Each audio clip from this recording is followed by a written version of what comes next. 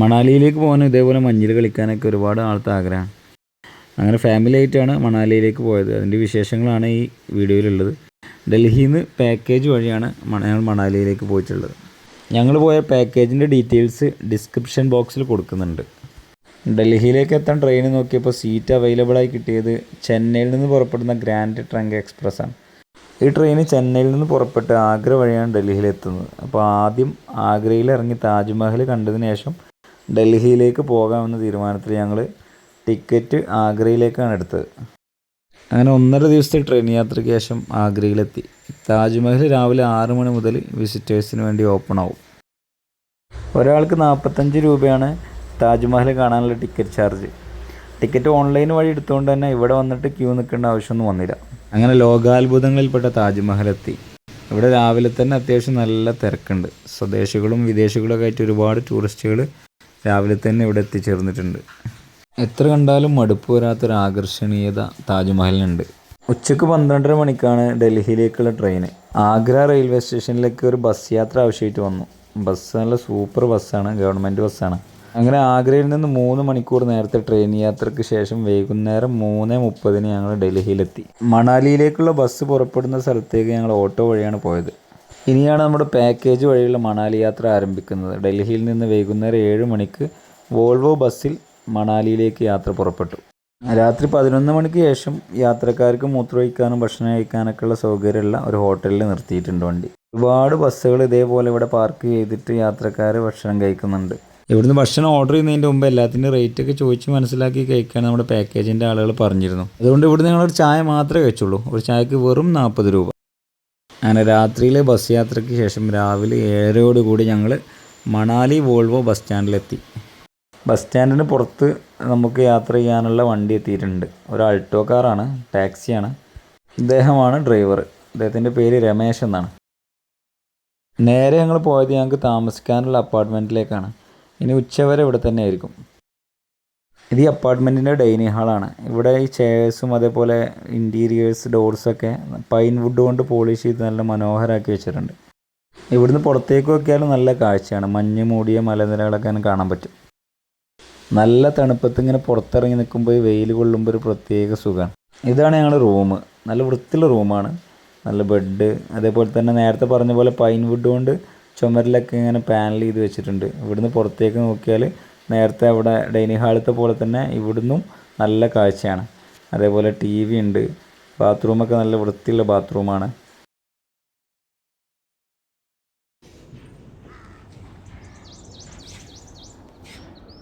ഉച്ചവരെ റൂമിൽ വിശ്രമമാണ്. ലഞ്ചിന് ശേഷം നമ്മുടെ പാക്കേജ് പ്രകാരം ഇന്ന് 4 സ്ഥലങ്ങളാണ് കാണാനുള്ളത്. 4 സ്ഥലങ്ങൾ എന്ന് പറയാൻ പറ്റില്ല, തൊട്ടടുത്ത് തന്നെ കിടക്കുന്ന ചെറിയ ചെറിയ ടൂറിസ്റ്റ് കേന്ദ്രങ്ങളാണ്. അങ്ങനെ ലഞ്ചിന് ശേഷം ഞങ്ങൾ ഡ്രൈവർ രമേശ് ഞങ്ങളുടെ അപ്പാർട്ട്മെൻറ്റിൽ വന്നിട്ട് ഞങ്ങളെ കൂട്ടിക്കൊണ്ട് പോയി. ഇതാണ് വാൻവിഹാർ പാർക്ക്. നല്ല വിശാലമായി പരന്ന് നടക്കുന്ന പാർക്കാണ്. അതേപോലെ കുട്ടികൾക്ക് കളിക്കാനും നമുക്കിങ്ങനെ വിശാലമായി നടക്കാനൊക്കെ പറ്റിയ പൈൻ മരങ്ങളൊക്കെ നിറഞ്ഞു നിൽക്കുന്ന ഒരു പാർക്കാണ്. ഇതിനകത്ത് തന്നെ ചെറിയൊരു തടാകമുണ്ട്. അതേപോലെ അതിൽ ബോട്ടിംഗ് സർവീസ് ഉണ്ട്. എല്ലാത്തിനും സെപ്പറേറ്റ് ഫീസ് കൊടുക്കണം കേട്ടോ. 100 രൂപ കൊടുത്താൽ ഇതേപോലെ ഈ മണാലിയിലെ പരമ്പരാഗത വേഷം ധരിപ്പിച്ച് നമ്മളെ ഫോട്ടോ എടുത്ത് തരും. ഇതാണ് 2ാമത്തെ ടൂറിസ്റ്റ് കേന്ദ്രം. തൊട്ടടുത്ത് തന്നെയാണ്, നേരത്തെ വാൻവിഹാറിൻ്റെ തൊട്ടടുത്ത് തന്നെയാണ് ഈ സ്ഥലമുള്ളത്. ഇത് ടിബറ്റിയൻ ബുദ്ധിസ്റ്റ് മൊണസ്ട്രി, ഒരു ബുദ്ധമതക്കാരുടെ ഒരു ആരാധന കേന്ദ്രമാണ്. ഇത് ഇവിടുത്തെ ഒരു പ്രധാന ടൂറിസ്റ്റ് കേന്ദ്രമാണ്. ഇപ്പോൾ ഇതിനകത്തേക്ക് നമുക്ക് ചെരുപ്പ് അഴിച്ചു വെച്ചിട്ടാണ് പ്രവേശിക്കാൻ പറ്റുള്ളൂ. ഒരു മ്യൂസിയം പോലെ തന്നെയാണ്. ബുദ്ധമതവുമായി ബന്ധപ്പെട്ട ചരിത്രങ്ങൾ, ശേഷിപ്പുകളൊക്കെയാണ് ഇതിനകത്തുള്ളത്. ഇതാണ് മാൾ റോഡ്. ഇവിടെ ഭയങ്കര തിരക്കാണ്. നേരത്തെ നമ്മൾ പോയ 2 സ്ഥലങ്ങളും ഇതിൻ്റെ തൊട്ടടുത്ത് തന്നെയാണ്. നമുക്ക് നടന്ന് പോയി വരാനുള്ള ദൂരമുള്ള ഈ 3 സ്ഥലങ്ങളും ഉള്ളത്. സമയം വൈകുന്നേരം ആയി തുടങ്ങി. നമ്മുടെ പാക്കേജ് പ്രകാരം ഇത് അവസാനത്തെ സ്ഥലമാണ്. ഈ മാൾ റോഡ് എന്ന് പറയുമ്പോൾ അത്യാവശ്യം നല്ല തിരക്കുണ്ട്. കൂടുതലായിട്ടും വിദേശികളാണ് ഇവിടെ ഉള്ളത്. പിന്നെ നല്ല വൃത്തിയുള്ള സ്ഥലമാണ്. പ്രത്യേകമായി കാണാനൊന്നുമില്ല. പക്ഷേ നമുക്കിങ്ങനെ ഒഴിഞ്ഞിരിക്കാനും പിന്നെ ഈ തണുപ്പ് ആസ്വദിക്കാനും ഈ ടിബറ്റിയൻ മലനിരകളൊക്കെ കാണാനൊക്കെ പറ്റിയ ഒരു സ്ഥലമാണ്. അങ്ങനെ മാൾ റോഡിലെ കാഴ്ചകൾ കണ്ടതിന് ശേഷം ഞങ്ങൾ തിരിച്ച് റൂമിലേക്ക് തന്നെ പുറപ്പെട്ടു. അങ്ങനെ മണാലിയിലെ ഞങ്ങൾ 2ാമത്തെ ദിവസമാണ് ഇന്ന്. ബ്രേക്ക്ഫാസ്റ്റിന് ശേഷം ഞങ്ങൾ രമേശിൻ്റെ വണ്ടിയിൽ പുറപ്പെട്ടു. ഇന്നാണ് വളരെ പ്രധാനപ്പെട്ട ദിവസം. നമ്മൾ മണാലി എന്ന് പറയുമ്പോൾ നമുക്ക് മനസ്സിലേക്ക് പെട്ടെന്ന് ഓടി വരുന്ന മഞ്ഞുമലകളൊക്കെ കാണുന്ന ദിവസമാണെന്ന്. മഞ്ഞിലിറങ്ങണമെങ്കിൽ നമ്മുടെ ഡ്രസ്സിന് പുറമെ ഇവിടുത്തെ ഷൂസ് അതേപോലെ തന്നെ ഓവർ കോട്ടൊക്കെ നമുക്ക് വാടകയ്ക്ക് കിട്ടുന്ന സ്ഥലങ്ങളുണ്ട്. അപ്പോൾ ഡ്രൈവർക്ക് പരിചയമുള്ള ഒരു സ്ഥലത്താണ് ഇപ്പോൾ ഇറങ്ങിയിട്ടുള്ളത്. ഓരോ നമ്പറാണ് കടക്ക്, ഓരോ 122, 121, 100 എന്നൊക്കെ പറഞ്ഞിട്ട് ഓരോ നമ്പർ പ്രകാരമാണ് ഇവിടെ ഷോപ്പുകളൊക്കെ സെറ്റ് ചെയ്തിട്ടുള്ളത്. 250 രൂപയാണ് ഒരു കോട്ടിൻ്റെ വാടക. നമ്മളിങ്ങനെ ചെന്ന് നിന്ന് നമ്മുടെ സൈസൊക്കെ മനസ്സിലാക്കി നമുക്ക് അനുയോജ്യമായ നമുക്ക് പാകത്തിനൊത്തൊരു ഡ്രസ്സ് ഇവിടുത്തെ കടക്കാരൻ ഇട്ട് തരും. നമ്മുടെ കൂടെയുള്ള ഡ്രൈവറുടെ പേരും അതേപോലെ തന്നെ വണ്ടി നമ്പറൊക്കെ നോട്ട് ചെയ്തിട്ടാണ് നമുക്ക് ഈ കോട്ടുകളും അതേപോലെ ഷൂ ഒക്കെ നമുക്ക് റെൻറ്റിന് തരിക. അങ്ങനെ കോട്ടും ഷൂവും ക്യാപ്പൊക്കെ ഇട്ട് സെറ്റായി മഞ്ഞിലിറങ്ങാൻ റെഡി ആയിട്ട് ഞങ്ങൾ യാത്ര തുടങ്ങി. മഞ്ഞുണ്ടാവുന്ന പ്രധാനപ്പെട്ട സ്ഥലമാണ് സോലങ്ക് വാലി. നമ്മുടെ പാക്കേജ് പ്രകാരം നമ്മൾ സോലങ്ക് വാലിയിലേക്കാണ് പോകേണ്ടത്. പക്ഷേ സോലങ്ക് വാലിയിൽ ഇപ്പോൾ മഞ്ഞില്ലാത്തതുകൊണ്ട് തന്നെ നമ്മൾ അടൽ ടണൽ എന്ന് പറയുന്ന സ്ഥലത്തേക്കാണ് പോകുന്നത്. അപ്പോൾ ഡ്രൈവർക്ക് അഡീഷണലായിട്ട് പാക്കേജിൻ്റെ എമൗണ്ടിന് പുറമെ ഡ്രൈവർക്ക് അഡീഷണലായിട്ട് 1500 രൂപ കൂടി കൊടുത്തിട്ടാണ് നമ്മൾ അടൽ ടണലിലേക്ക് പോകുന്നത്. നമ്മൾ ഇവിടെ മണാലിയിലേക്ക് വന്നിട്ട് ഈ മഞ്ഞ് ആസ്വദിക്കാതെ മഞ്ഞിൽ ഇറങ്ങാതെ തിരിച്ചു പോയിട്ട് കാര്യമില്ലല്ലോ എന്ന് വിചാരിച്ചിട്ടാണ് 1500 രൂപ കൂടി അഡീഷണൽ ഡ്രൈവർക്ക് കൊടുത്ത് നമ്മുടെ അടൽ ടണൽ ലക്ഷ്യമാക്കി യാത്ര പോകാം.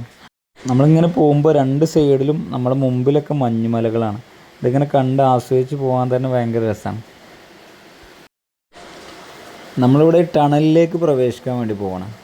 ഏകദേശം 12 കിലോമീറ്ററോളം ദീർഘമുള്ള വലിയൊരു ടണൽ. മണാലിയിൽ ഇത് കൂടാതെ വേറെയും ടണലുകളുണ്ട്, പക്ഷേ ഏറ്റവും നീളം കൂടിയ ടണലാണിത്. 12 കിലോമീറ്റർ ദീർഘമുള്ള ടണലാണ്.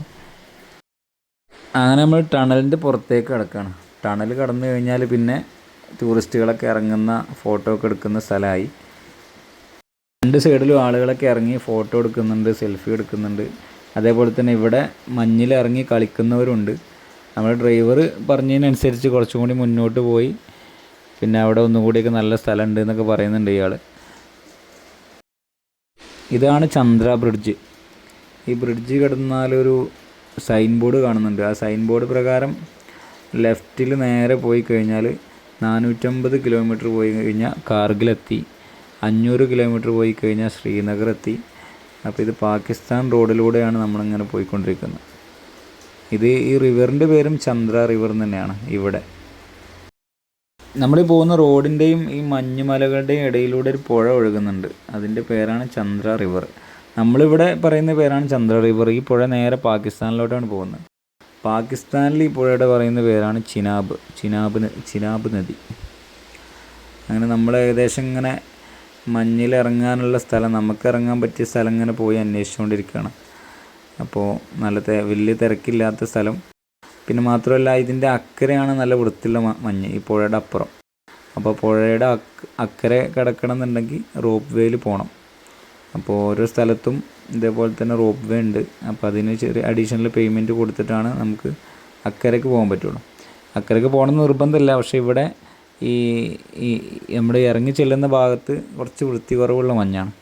അതുകൊണ്ട് തന്നെ നല്ല വൃത്തിയുള്ള മഞ്ഞ്, നല്ല പൊടി പോലത്തെ മഞ്ഞ്, നമുക്ക് കളിക്കാനൊക്കെ പറ്റുന്ന മഞ്ഞ് അക്കരമയാണ്. അപ്പോൾ അതിൽ റോപ്പ് വേയിൽ പോകാനുള്ള തീരുമാനത്തിലാണുള്ളത്. സംഗതി ഇവിടെ ചായക്കടകളും വെള്ളക്കടകളൊക്കെ ഉണ്ട്.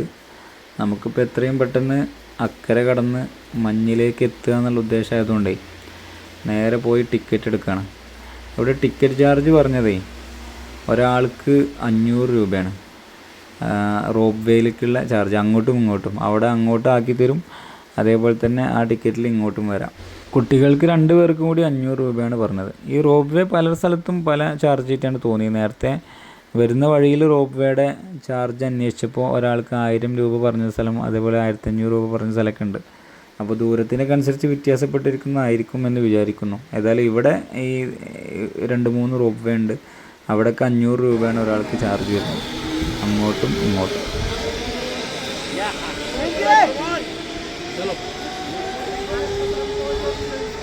ഇതാണ് നമ്മുടെ ചന്ദ്ര റിവർ. ഞാൻ നേരത്തെ പറഞ്ഞ പാകിസ്ഥാനിലോട്ട് ഒഴുകുന്ന പുഴയാണ്. ഈ പുഴയുടെ അക്കരമയാണ് നല്ല വൃത്തിയുള്ള മഞ്ഞുള്ളത്. ഇക്കരമയും മഞ്ഞുണ്ട്. ഇവിടെ ആകുമ്പോൾ നമുക്ക് റോപ്പ് വേക്കുള്ള പൈസ കൊടുക്കണ്ട. പക്ഷെ അക്കരെ പോയാലാണ് നമുക്ക് നല്ല വൃത്തിയുള്ള മഞ്ഞും നമുക്ക് ഇരിക്കാനും കിടക്കാനും കളിക്കാനൊക്കെ പറ്റിയ നല്ല വൃത്തിയുള്ള മഞ്ഞാണ് അക്കരയിലുള്ളത്. അപ്പോൾ അതുകൊണ്ട് റോപ്പ് വേയുടെ ക്യാഷ് കൊടുക്കൽ നിർബന്ധമാണ്. എന്നാലും നമുക്ക് മണാലിയിൽ വന്ന സ്ഥിതിക്ക് നമുക്ക് അക്കരെ പോയിട്ട് നമ്മുടെ വൃത്തിയുള്ള മഞ്ഞിൽ കളിക്കണമല്ലോ. അപ്പോൾ അതുകൊണ്ട് നമ്മളും റോപ്പ് വേ വഴി അക്കരയ്ക്ക് കിടക്കാനുള്ള പരിപാടിയിലാണ്. അങ്ങനെ നമ്മൾ പുഴ മുറിച്ച് കിടന്ന് ഇവിടെ എത്തി. മഞ്ഞിൻ്റെ വിശാലമായ ഗ്രൗണ്ട്, മഞ്ഞിൻ്റെ പറുദീസ, എവിടെ നോക്കിയാലും മഞ്ഞ്, കിടന്ന് ഉരുളാൻ പറ്റിയ മഞ്ഞ്. പിന്നെ മഞ്ഞിൻ്റെ മല ഉണ്ട്, ആ മലൻ്റെ മുകളിൽ കയറിയിട്ട് നമുക്ക് ഇങ്ങനെ താഴോട്ട് ഉരുസി വരാം. മണാലിയിലേക്ക് വരിക എന്ന് പറയുമ്പോൾ ഇതാ ഇവിടേക്ക് വരലാണ്.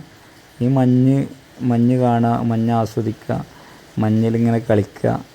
അപ്പോൾ മണാലി പാക്കേജ് എന്ന് പറയുമ്പോൾ ബാക്കിയൊക്കെ താൽക്കാലികമായ ഒരു ടൂറിസ്റ്റ് കേന്ദ്രം എന്ന നിലക്ക് മണാലിയിൽ പല സ്ഥലങ്ങളുണ്ട്. നമ്മൾ നേരത്തെ ഇന്നലെ പോയി, ഇപ്പോൾ നാളത്തെ ഒരു ദിവസം കൂടിയാണ് മണാലിയിൽ ഉണ്ടാവുക.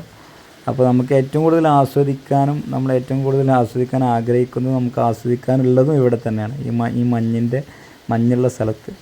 അപ്പോൾ ഇതാണ് മണാലി.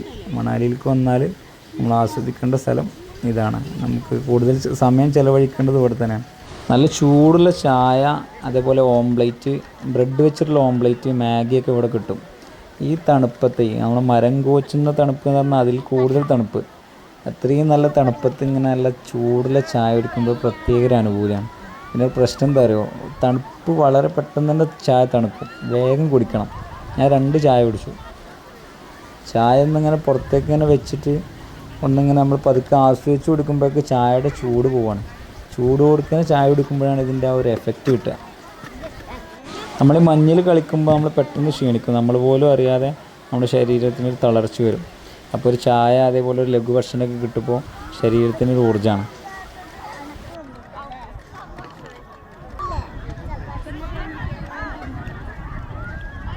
മണാലിയിൽ നിന്ന് ഇവിടുന്ന് ഭക്ഷണം കഴിക്കുമ്പോഴും ഇതേപോലത്തെ ഒരു അച്ചാർ ഇവിടെ ഉണ്ട്. നമ്മുടെ ചപ്പാത്തിൻ്റെ കൂടെ ആണെങ്കിലും റൊട്ടിൻ്റെ കൂടെയൊക്കെ ഈ അച്ചാർ കൂട്ടിയിട്ട് അവരെല്ലാവരും കഴിക്കുന്നത്. നമ്മളിവിടെ ഓംപ്ലേറ്റ്, ബ്രെഡ് ഓംപ്ലേറ്റിൻ്റെ കൂടെ അച്ചാർ കൂട്ടി കഴിക്കുമ്പോൾ പ്രത്യേക ടേസ്റ്റ് ഉണ്ട് ഇതിന്. നല്ല തണുപ്പത്ത് നല്ല ചൂടുള്ള ചായയും അതേപോലെ ബ്രെഡ് ഓംപ്ലേറ്റും ഈ മണാലി സ്പെഷ്യൽ അച്ചാറിൽ മുക്കി കഴിക്കുമ്പോൾ നല്ല രസമാണ്.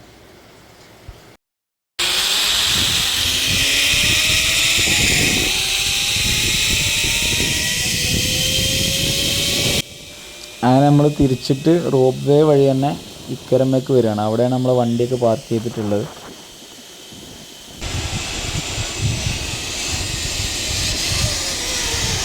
ഇതാണ് മണാലിയിലെ സിസു തടാകം.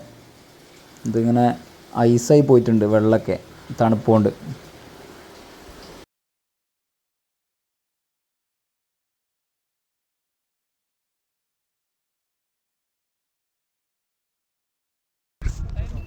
ജി ആടെടുത്തിട്ട് അതിൻ്റെ ഉള്ളിലേക്ക്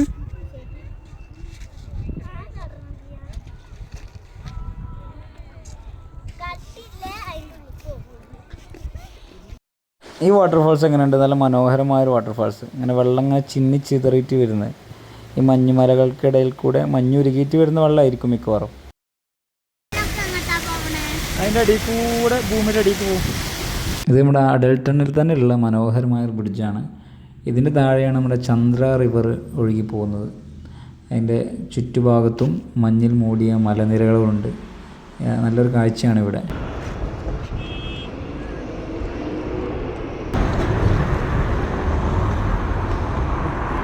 അങ്ങനെ ഞങ്ങളുടെ അഡൽ ടണലിൽ നിന്ന് തിരിച്ചു വരികയാണ്.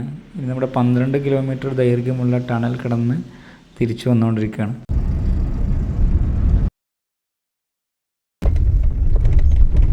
മണാലിയിൽ പല ഭാഗത്തും ഇതുപോലെ റോഡ് തകർന്നിട്ടുണ്ട്. 2023 ഫ്ലഡ് വന്നപ്പോഴാണ് പല ഭാഗത്തും ഇതേപോലെ ആയത്. തിരിച്ചു വരുമ്പോൾ ഞങ്ങൾ സോലങ്ക് വാലിയിലൊന്ന് ഇറങ്ങി. സാധാരണ ഇവിടെയാണ് മഞ്ഞ് കൂടുതലുണ്ടാവുക. നമ്മുടെ പാക്കേജിലൊക്കെ ഉൾപ്പെടുത്തിയ സ്ഥലം ഇതാണ്. ഇവിടെ മഞ്ഞില്ലാത്തതുകൊണ്ട് മാത്രമാണ് നമ്മൾ അഡൽ ടണലിലേക്ക് പോയത്. അതേപോലെ ഇതാണ് നമ്മുടെ യാക്ക്. ഇതിന് പുറത്തിരുന്ന് ഫോട്ടോ എടുക്കാൻ ഒരാൾക്ക് 50 രൂപയാണ് ഇവരെ ചാർജ്. അതേപോലെ നമുക്കിതുമ്പോൾ റൈഡ് ചെയ്യാൻ ഒരാൾക്ക് 300 രൂപയാണ് ഇവർ റേറ്റ് വരുന്നത്. സോലങ്ക് വാലിയിൽ മഞ്ഞുണ്ടെങ്കിൽ ഈ കാണുന്ന ഗ്രൗണ്ടിലൊക്കെ മഞ്ഞ് മൂടി കിടക്കുകയായിരിക്കും. ഇപ്പോൾ ഇവിടെ ഒന്നും മഞ്ഞില്ല. അതുകൊണ്ടാണ് ആളുകളൊക്കെ മഞ്ഞ് കാണാൻ വേണ്ടി ഇപ്പോൾ അഡൽ ടണലിലേക്ക് പോകുന്നത്.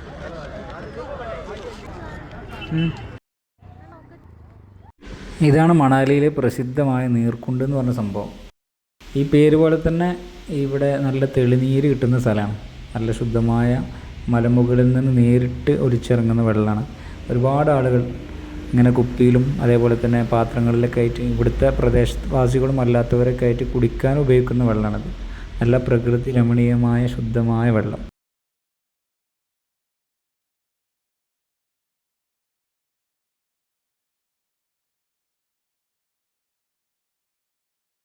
ഇതാണ് നമ്മുടെ ബ്രേക്ക്ഫാസ്റ്റ്. ഇത് നമ്മുടെ റൂമിൽ കൊണ്ടുതരും. നല്ല ചൂടുള്ള ചായ ഉണ്ട്, ഭൂരി ഉണ്ട്, നല്ല കിഴങ്ങിട്ട് നല്ല കറി ഉണ്ട്. ഏതായാലും ഇന്ന് നമ്മുടെ മണാലിയിലെ ലാസ്റ്റ് ദിവസമാണ്. ഇന്ന് പകൽ കുറച്ച് സ്ഥലങ്ങളൊക്കെ കണ്ട് വൈകുന്നേരത്തോടു കൂടി നമ്മൾ മടങ്ങും. ഇതാണ് നമ്മുടെ പാക്കേജിൽ പറഞ്ഞിട്ടുള്ളൊരു ഡെസ്റ്റിനേഷൻ, ഹഡിംബ ടെമ്പിൾ. ഒരു അമ്പലമാണ്, ഇവിടെ ഒരു ടൂറിസ്റ്റ് കേന്ദ്രം കൂടിയാണ്. പക്ഷേ ഇവിടെ വർക്ക് നടന്നുകൊണ്ടിരിക്കുകയാണ്. ഇതിനകത്ത് പണി നടന്നുകൊണ്ടിരിക്കുന്നതുകൊണ്ട് തന്നെ ഇത് ക്ലോസ്ഡ് ആണ്. ഇതിനകത്തേക്ക് ആർക്കും പ്രവേശനമില്ല.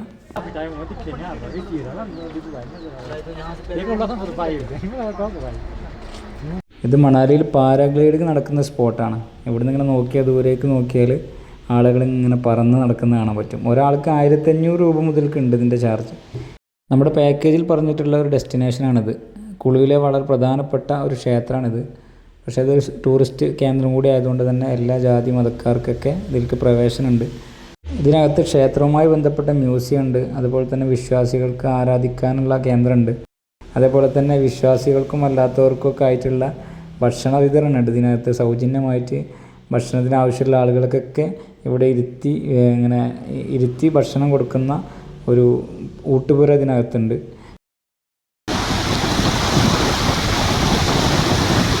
ഇതാണ് റിവർ റാഫ്റ്റിംഗ്. സാഹസികത ഇഷ്ടപ്പെടുന്ന എല്ലാവർക്കും ഒരുപാട് ആഗ്രഹമുള്ള ഒരു സംഭവമാണ് റിവർ റാഫ്റ്റിംഗ്.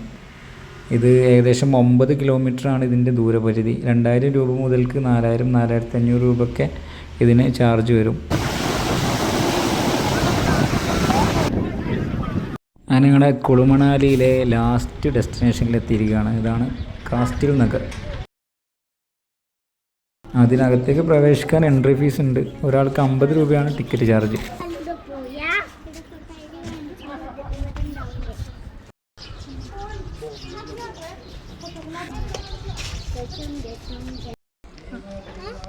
പ്രത്യേക രീതിയിൽ രൂപകൽപ്പന ചെയ്തൊരു കൊട്ടാരമാണിത്. മരം കൊണ്ടാണ് ഇതിൻ്റെ പ്രധാനപ്പെട്ട ഭാഗങ്ങളൊക്കെ പണി കഴിപ്പിച്ചിട്ടുള്ളത്. ഇതിനകത്ത് ക്ഷേത്രമുണ്ട്, അതേപോലെ മ്യൂസിയം ഉണ്ട്. അത്യാവശ്യം കാണാനുള്ള ഒരു ഏരിയ ഒക്കെ ഉണ്ട്.